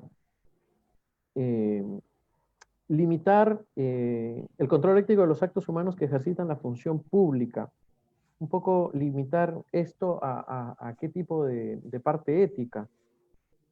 Yo me preocupo más de los actos discrecionales que de los actos reglados. Y ahí en el fondo lo que hay que cuidar es la prudencia, que en el fondo en el derecho entra en el principio de razonabilidad, ¿no? Hay que estudiar bien cómo es el razonamiento jurídico desde el punto de vista prudencial, pues para saber si efectivamente se hizo lo que correspondía o no se hizo lo que correspondía. La pandemia nos ha mostrado cómo existen decisiones por ahí y por qué el Ejecutivo toma una u otra decisión, si por lo menos tener voy a decirlo un poco académico, ¿no? Tener la honradez intelectual de hacer una especie de status questionis de las soluciones que se dan a estas cosas en el país o en el mundo, ¿no? Ellos solo, si uno ve la motivación de los decretos de urgencia y los decretos supremos, el último publicado ayer por la tarde, mis alumnos se leen los decretos supremos porque así les tomo los exámenes, ¿no? Y uno ve las motivaciones no tienen coyuntura jurídica, ¿no? Yo me centraría ahí, ¿no? Prudencia y razonamiento, ¿no?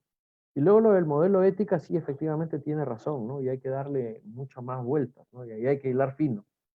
Pero ya esa pregunta, me parece, es un libro solo.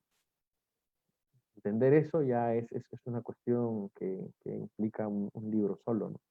Esto es un poco lo que puedo responder así a vuelo de pájaro, como se dice comúnmente, pero igual quedo abierto a pasar por sus Zooms, oficinas tipo Zoom, en la próxima vez, y ya ir con el texto y decir, mira, aquí de nuevo, machaca con todo gusto, porque este es justamente el trabajo intelectual, ¿no? El pensar, el que te corrijan, el que te ayuden a ver la realidad también desde otros puntos de vista.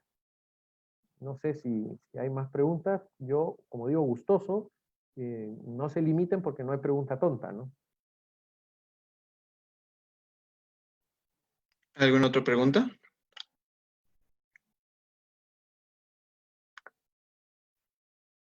Bueno, procedo con la mía, que quería hacer una pequeña acotación sobre el tema de los incentivos, porque eso es lo que más extraño me pareció. Yo entiendo que dentro de la gestión de personas los incentivos son importantes, sin embargo, cuestiono su carácter de perpetuidad. Los incentivos tienen que ser perpetuos dentro de la función pública, tienen que ser temporales.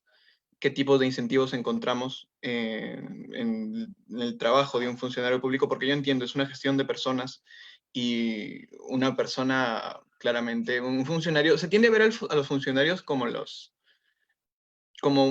una persona, ¿cómo puedo decirlo?, en un pedestal, cuando claramente sigue siendo una persona y se siente agradecida o se siente bien al ver que su esfuerzo se reconoce. El caso que mencionó respecto al empleado del mes. Ahora, estos incentivos tienen que ser permanentes, temporales, continuados o de qué tipo. Esa era mi pregunta principal. Yo pienso que los incentivos tienen que ser perpetuos porque el pecado original es perpetuo. O sea, siempre tienes momentos de subidas y bajadas. Como digo, esto es ya más parte de la ciencia empresarial, de gestión de personas, y ellos lo tienen muchísimo más estudiado. Yo sé pocas cosas, ¿no? Y más lo ha desarrollado el ámbito privado que el ámbito público, ¿no? En ese sentido hay que mirar más cómo el ámbito privado hace las cosas, ¿no?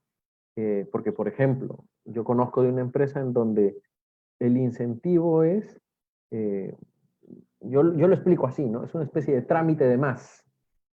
Entonces, antiguamente existía en el Estado un premio de Indecopi para barreras burocráticas, se llamaba el trámite de más. Entonces, si tú encontrabas un trámite absurdo, te daban una cantidad económica, ¿no? Entonces, esta empresa tiene lo mismo, ¿no? O sea, aquí hay un procedimiento de más, un procedimiento raro, y el que lo detecta, un tiempo hubo un incentivo económico y otro tiempo hubo un incentivo honorífico, ¿no? Mira, te premiamos, te damos un día libre o aumentamos las vacaciones y gracias por ayudarnos, ¿no? Incluso también hay temas de proyectos internos, ¿no? Oye, mira, fomentamos que hayan proyectos no solo de mejora del clima laboral, sino, o sea, aceptamos todo tipo de ideas. Puntúa menos si vas solito. Puntúa un poquito más si vas en grupo. Puntúa más si el grupo es de distintas áreas de la empresa. Puntúa más si tu grupo tiene un miembro de todas las áreas de la empresa. Entonces, y luego hay otro escalón que es, puntúa más el tema de las edades. O sea, no solo personal joven, sino también personal mayor. Y mezclas incluso personal de limpieza, personal administrativo, personal de servicio. O sea, se pueden hacer cosas. Se pueden hacer cosas porque ahora todo el mundo tiene algo que decir, porque todo el mundo piensa. Incluso la persona que hace un trabajo manual y técnico. Y aquí recomiendo el libro de la profesora Chirinos, que en ese sentido, pues, no o sea, dice lo que todo el mundo sabía y es bueno que se diga, ¿no? A algunas personas sí les abre los ojos, ¿no? A otros que de repente han estado en temas manuales toda su vida, bueno, les recuerda algo que existe, ¿no? Y aquí pongo un ejemplo, ¿no? Todo el mundo que ha barrido su casa sabe dónde esconder la basura, ¿no? O cómo barrer someramente para que no se note que esté tan sucio porque uno está apurado, ¿está? La vieja táctica de esconder el polvo debajo de la alfombra. Todo el mundo sabe, todo el mundo que ha barrido sabe la táctica pues en su casa, ¿no? En concreto, ¿no? Entonces ya otro día haces la limpieza profunda, ¿no? Pero por lo menos sabes cómo hacer que esté más o menos limpio, ¿no? Entonces, claro, muchas veces no se toma en cuenta en el caso del Poder Judicial, personal de limpieza, ¿no? Pero, oye, es que necesitamos más tiempo para atención, pero la limpieza se demora mucho. ¿Te han preguntado al señor de limpieza cómo organizar los expedientes de repente para limpiar más rápido? Pues, puede ser, ¿no? Entonces, porque como decía, y esto también es un poco la motivación para estar aquí, ¿no? A veces hay cosas que no se da cuenta, ¿no? Como los comentarios que me han hecho los profesores y se agradecen, ¿no? Entonces, a mí me han dicho hoy, pasado el guante y han dicho, mira, aquí hay polvo todavía. Entonces, bueno, toca pues, comenzar a limpiar y a ver cómo se hace de la mejor forma, ¿no? Gracias. Bien, si alguien más tiene alguna pregunta para hacer. Hola, sí, buenos días. Buenos días, sí, Hola, ¿me adelante. escuchan? ¿Cómo está? Agradecer a doctor Guillermo, mi nombre es Andrés. ¿Cómo está? Buenos días. Hola, André, ¿qué tal? Doctor, quería hacer una consulta. ¿Cómo está? En relación, hace poco se hablaba bastante o se puso en tren de juicio la exoneración de la declaración de intereses de los miembros del Congreso y sobre la exigencia a otros funcionarios, salvo a ellos. Entonces, ¿qué papel o rol jugaría este tipo de declaración? Muchas gracias. Sí. Administración pública. Y si también esta situación debería llevar a replantear un poco la forma de elección o selección o evaluación para el ingreso a la administración, ya sea como funcionario o servidor público. Gracias. Sí, he cogido dos partes de la pregunta, corrígeme porque al parecer hubo un problema en el internet. La primera es la función de las declaraciones de intereses, ¿no? De las declaraciones juradas en general. Y la segunda es sobre el tema de la selección, ¿verdad? Exacto, sí. El rol sobre las Ya, declaraciones ya. de interés. ¿Cuál es su relevancia? ¿No?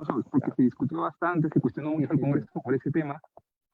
Y temas que también nos debemos llevar a replantear la forma de selección de nuestro personal en la administración pública, ¿no? Ya.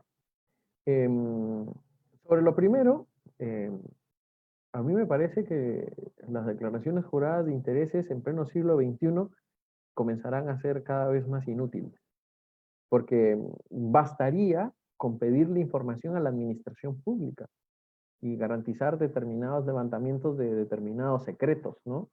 O sea, que un congresista deje de declarar, o un funcionario público deje de declarar que no tiene la casa a su propiedad, es muy sencillo saberlo. Es más, la prensa lo destapa porque es ir a registros públicos, hacer una búsqueda por nombre y sacar y dice, aquí no ha declarado esto. Entonces, a mí me parece que eso más bien lleva al circo y lo que más bien debería hacerse a nivel Estado es, así como se hacen los impuestos, hacer una predeclaración y usted confirme. Ah, mira, es que esto ya lo vendí, o sea, más bien al decirle al funcionario en plan negativo, ¿no? Y allí un poco lo fuerzas a decir las cosas, ¿no? Entonces, mire, esta es toda la información que tiene el Estado. ¿Tiene algo más que declarar? Eso ya sería útil. Pero en el fondo hacemos declarar lo que el Estado ya sabe. Eso por un lado, ¿no? El tema de la contratación de personal. Si es algo que también ha sido, es parte colateral de esto. Es más, es la tercera parte, cómo aplicar la ética a la contratación de personal. Eh, Aquí incluso puede haber opiniones disidentes, pero yo pienso que la contratación de personal tiene que ser lo más profesional posible, sin dejar espacio a cuestiones discrecionales o el mínimo de espacio a la discrecionalidad, porque es ahí por donde se mete la corrupción y el favoritismo. Hay el famoso caso que alguna vez les conté en el máster de una persona que impugnó un concurso público, ¿no? De funcionarios porque ella tuvo la impresión de que en la entrevista se le calificó con menos porque le preguntaron, usted es de Chiclayo, qué bueno, y sabe hacer el arroz con pato, y como no sabía hacer el arroz con pato, tiene la impresión, porque todas las entrevistas son públicas, de que se le calificó con menor puntaje y por eso no accedió a la plaza. Entonces, a mí me parece que allí lo que hay que hacer es disminuir la discrecionalidad al máximo posible, a que la entrevista incluso tenga poco peso, y luego aumentar el tema de la sanción en la salida del funcionario de la administración pública. Ahí sí ir inflexible, ok, reconozco que sabes las cosas, pero a la primera te vas. O sea, más bien que el control ético sea durante el ejercicio, porque si no es que en el fondo podría incluso afectarse el principio de igualdad, ¿no? Entonces, hay funcionarios que te preguntan, alguna vez me ha pasado, ¿no? Que alguien me ha preguntado, ¿es capo? No, súper capo, ¿no? Y es buena persona. Y ¿cómo tú defines que alguien es buena persona o mala persona, no? O sea, por una entrevista al ojo, que entre la discrecionalidad ahí, o sea, me parece muy duro, ¿no? Yo preferiría que luego, si se da cuenta que es mala persona, ya pues salga de la administración pública, ¿no? Y hay que tener en cuenta que también la educación del país es la que es y que no somos ángeles, ¿no? Y que a veces tanto los jefes que contratan, los funcionarios públicos de carrera, que contratan gente como la ciudadanía, lo que decíamos hace un momento, buscan comportamientos angélicos cuando estamos más cerca del ángel caído que del ángel redimido. Eso también, eso es lo que opino en particular, ¿no? Sí, aquí tenemos otra pregunta. Sí, adelante, pueden hablar. Hola, ¿qué tal? Buenas, Guillermo, gracias por la exposición. Justo sobre esto último que comentas, en algunas entidades del Estado, o en varias, ¿no? En los procedimientos de selección se emplean evaluaciones psicológicas.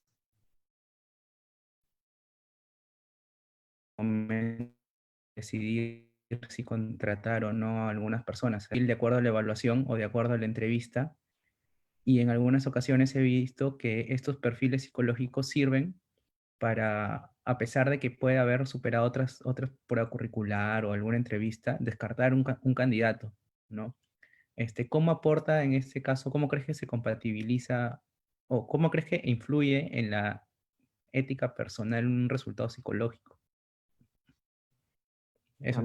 A mí me Gracias. parece que el tema psicológico lo único que tienen que cuidar es que haya gente con problemas más que psicológicos, psiquiátricos, gruesos, a los cuales el trabajo más bien le puede afectar como persona.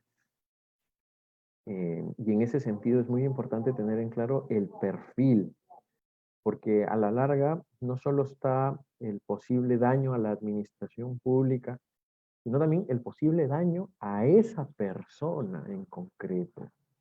Y obviamente con la necesidad de buscar empleo, es complicado decirle que no, pero hay empleos que efectivamente la gente no está acostumbrada a un nivel de estrés, por ejemplo, y que más bien a la larga eso también perjudica a la administración pública. Como digo, aquí el problema está en hilar fino respecto de la discriminación, ¿no? Porque cuando la administración pública contrata, como bien dice el profesor Vaca, no contrata con quien quiere, sino con quien puede, porque es un acto de justicia distributiva y todos tenemos derecho. Pero claro, me parece que no tiene derecho aquella persona a la cual el puesto al que postula le perjudica, porque le estás haciendo un daño como funcionario público. Aquí esto nunca me lo había planteado, pero es un tema a tener en cuenta, lo voy a apuntar, porque aquí también toca hilar fino teniendo en cuenta el principio de igualdad. O sea, todo el mundo tiene derecho, pero claro, interesa definir el perfil. Y el perfil es este. No porque también hay competencia, ese es otro tipo de competencia, ¿no? El trabajar con un nivel de estrés, ¿no?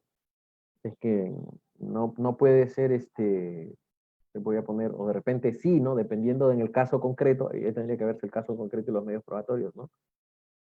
Alguien que es depresivo o que sufre de ansiedad, estar en una bomba de bomberos, ¿no? Eso le perjudicaría a él como persona, o sea, le haría añicos los nervios, salvo que logre demostrar que ya tiene determinadas cuestiones superadas, ¿no? Me parece. Esto es un tema, como digo, es la primera respuesta, es una respuesta en frío, ¿no? O sea, pero sí sería bueno, lo voy a pensar.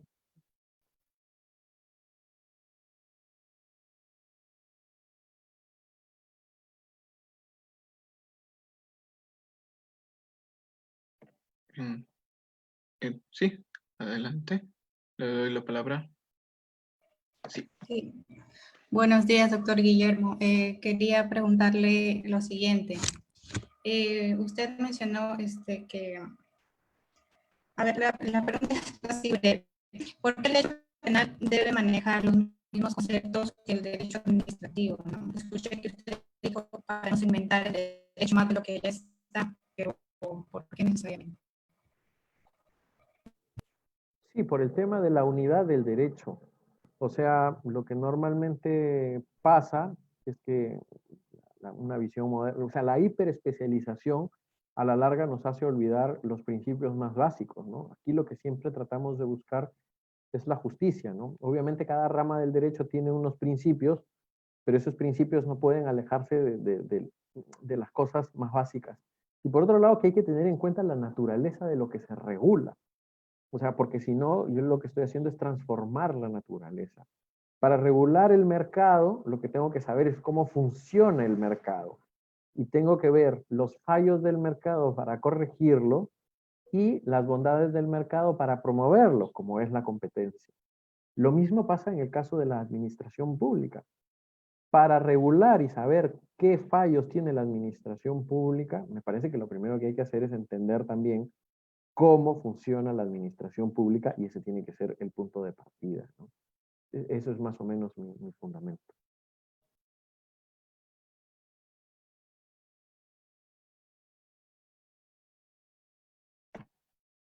¿Hay alguna pregunta más?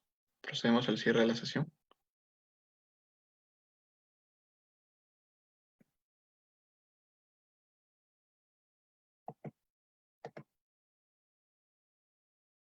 Bien. Si no hay ninguna pregunta más, procedemos al cierre de la sesión. Un momento. Y bueno, el taller les agradece su presencia a cada uno de los asistentes, tanto a los que están aún con nosotros y como a aquellos que no estuvieron en su momento, y por habernos acompañado en este semestre lleno de dificultades, pero a su vez oportunidades para intentar cosas nuevas. Reiteramos además nuestro infinito agradecimiento al magíster Guillermo Chang por su excelente ponencia y a nuestros profesores auxiliares de la Universidad de Piura, que siempre nos brindan su apoyo en esta travesía de nuestro taller que ya lleva 2 años y bueno, esperamos continuar. Como lo dije en una anterior sesión, a diferencia de las sesiones que acostumbramos, no podemos disfrutar de una conversación posterior, siempre llena de más preguntas y acompañados con el tradicional coffee break, pero sin embargo les invitamos a los estudiantes asistentes a formar parte del taller, y aquí le doy pase a mi compañero Julio Montoya, que nos va a invitar al taller. Sí, gracias, Carlos. Bueno, antes de despedirnos, agradecer al profesor, ¿no? Guillermo Chan, que con su buena voluntad se ofreció también a apoyarnos en el taller, también a los profesores, a la doctora Paula García, que siempre está apoyándonos, y a los profesores que se han podido conectar. He visto que sí, otros profesores también se han conectado, como la doctora Melissa Yause, la doctora Yanira, también al doctor Ronald, agradecerles a todos, la verdad, porque el taller, como dijo Carlos, es relativamente nuevo y nosotros tratamos siempre de apoyar y de dar lo mejor para las personas, ¿no? Para impartir contenido. Para cerrar, solamente invitarlos a que sigan nuestras redes sociales. Tenemos nuestra página de Facebook en donde vamos a compartir y donde vamos a programar también nuevos eventos. Y también hace poco hemos creado nuestro perfil de Instagram. Bueno, como ven ahí, y pueden seguirnos, chicos, también doctores, profesores, estaremos siempre presentes para impartir el contenido educativo, ¿no? De filosofía, derecho, política. Muchas gracias. Buenos días y muchas gracias. Gracias, Carlos. Gracias, Julio. Nos vemos. Gracias, Guillermo, otra vez. Gracias a ustedes.